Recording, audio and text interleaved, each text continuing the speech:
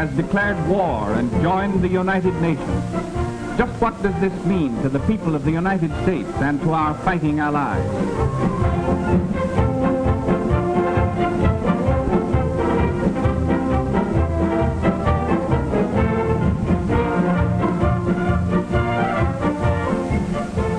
We have gained a powerful new friend in Brazil. Brazil's territory covers 47% of the South American continent. 250,000 square miles larger than the United States proper. Larger than all Europe, excluding Russia. But let's look beyond the map.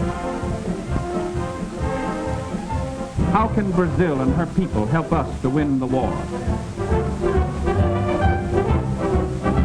Well, there are more than 45 million Brazilians, which is a third of the population of the United States. We have been friends in times of peace as well as in times of war. Once before, the people of Brazil proved their friendship for the people of the United States in a time of world crisis. That was in 1917.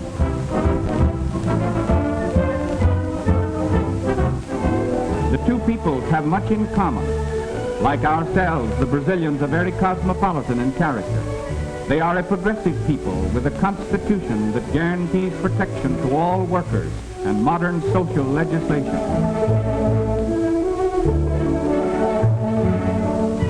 They are a sturdy people, from the gauchos of the great cattle ranches, the workmen on the rich coffee and cotton plantations, and the orange groves of her rich valleys and plains to the city dwellers.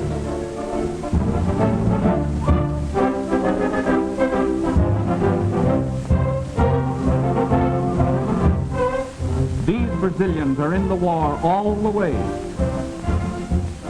All males between the ages of 18 and 40 are now subject to military duty.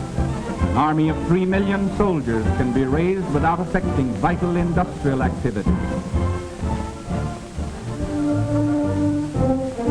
Brazil is a land of picturesque and beautiful cities. Its capital is famous throughout the world as a center of culture and the arts. Rio de Janeiro, which means River of January, was named for the month in which it was discovered by a Portuguese explorer in 1531, nearly a century before the landing of the Pilgrim Fathers. Today, Rio is a modern city of more than 2 million population. Its municipal theater is one of the finest opera houses in the world.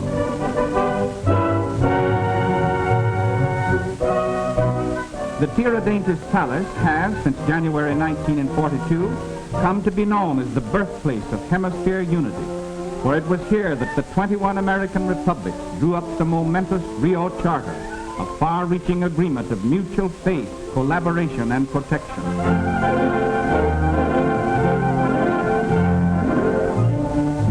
Brazil's merchant fleet is the second largest of the Western Hemisphere, surpassed only by our own.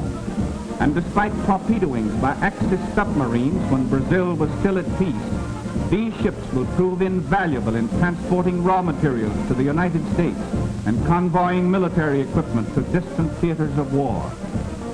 Her navy is not large as compared to those of the United States and Great Britain, but it is modern, splendidly officered and manned, and eager for action against our common enemy.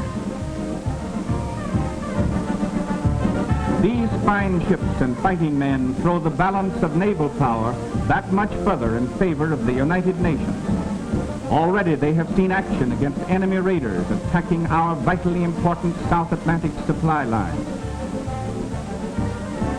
We may confidently expect that the Brazilian Navy will live up to the high standards it set for itself in the First World War.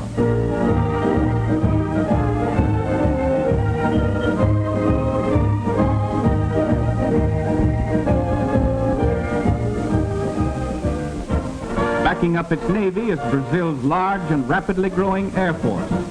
These splendid new airfields, through the courtesy of our good neighbor and ally, are now available to our long-range flying fortresses and liberators.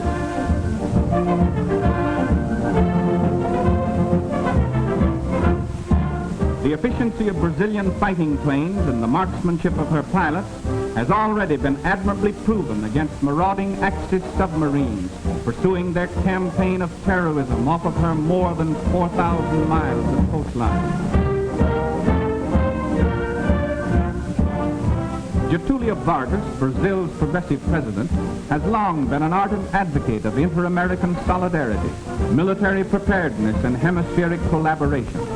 Under his guidance, the Brazilian army has been rapidly increased, equipped, and trained in all the phases of modern warfare. Brazil's total mobilization and training is already well underway toward that 3 million mark. And by the uncompromising public declaration of its president, this army, as our fighting ally, stands ready to make any sacrifice which our collective security may require.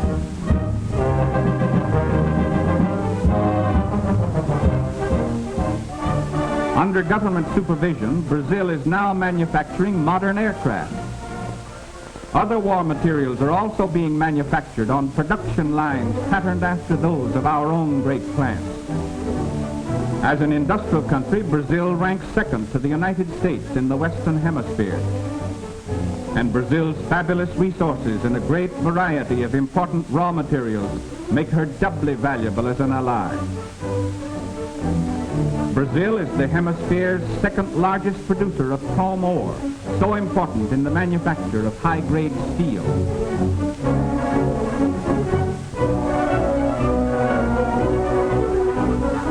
These war factories in the United States use large quantities of Brazilian manganese, highest-grade iron ore, zinc, nickel, and other minerals essential to the manufacture of tanks, machine guns, warships, and other necessities of modern warfare. We need these raw materials to keep our war production plants going all out for victory. Brazil produces a large quantity of bauxite, from which the aluminum used so extensively in our combat planes is made. Brazil is the world's only source of high-grade crystal in substantial quantities, so essential in the manufacture of the electrical, optical, and precision instruments which have such a vital place in modern warfare.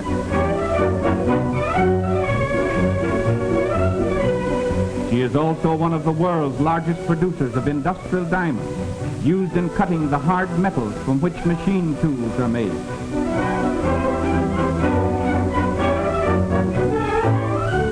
She can produce enough of the basic material for making explosives to supply the entire world.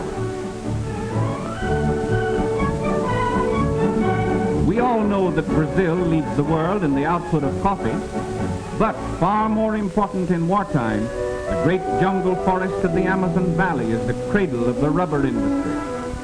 In 1903, this area supplied more than 3/5 of the entire world's consumption of rubber.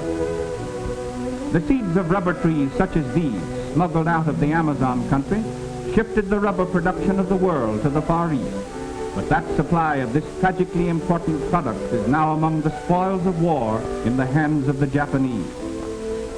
However, 1.5 million square miles of wild rubber trees in the friendly Brazilian Amazon basin is again being tapped to supply the needs of the United Nations. Brazil's production of rubber alone may prove to be a decisive factor in winning this war.